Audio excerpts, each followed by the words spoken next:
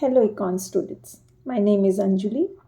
This is a part of series of basic concepts which will definitely help you to build strong foundation of economics.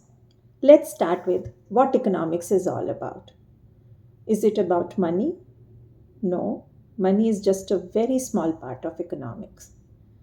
Economics is a study that tries to understand the relationship between unlimited human wants and limited resources.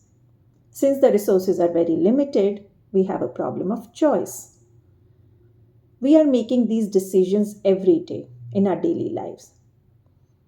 It starts even in our homes, and we can extend it to countries' resources or to the world's resources.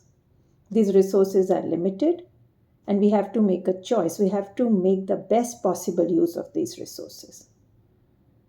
And at the same time, when we are making these decisions, we are weighing costs and benefits of every decision we make.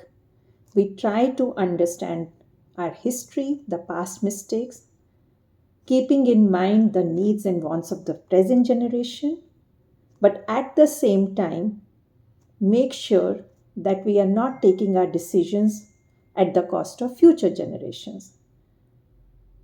All these aspects we try to understand in this subject. I hope that helps. Bye.